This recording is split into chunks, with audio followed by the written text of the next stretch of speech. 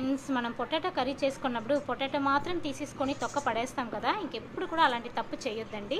ఎందుకంటే దాంట్లోనే ఫైబర్ ఎక్కువ ఉంటుంది. తర్వాత కొలెస్ట్రాల్ కంట్రోల్ అవుతుంది, డయాబెటిక్స్ కూడా కంట్రోల్ అవుతుందండి. హార్ట్ పేషెంట్, డయాబెటిక్ పేషెంట్ కూడా తినొచ్చండి. బాగా వాష్ చేసుకొని దాని తర్వాత తొక్క మాత్రం తీసేసుకోవాలి.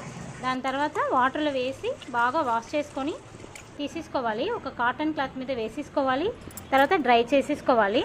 తర్వాత ఒక ప్లేట్లో తీసేసుకొని ఒక లెవెల్గా అన్నీ కట్ చేసి ఉంచేసుకోవాలి. ఒక ప్యాన్ పెట్టుకొని దాంట్లో ఆయిల్ కొద్దిగా వేసేసుకోవాలి. ఒక 2-3 టైమ్స్ కొద్దిగా వేసి ఫ్రై చేసుకొని తీసేసుకోవాలి ఒక ప్లేట్లో. అన్నీ ఫ్రై అయ్యాక చూడండి, ఇంత ఫ్రై అయితే చాలు.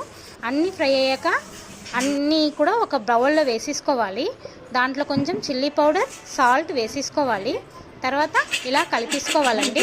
తర్వాత కర్రీ లీవ్స్ ఉంది కదా, అది ఉత్తిగా తినమంటే ఎవరు తినరండి. దాంట్లో కలిపేసి మనం పిల్లలకి ఇస్తే చాలా ఇష్టంగా తింటారు. హెల్త్కి కూడా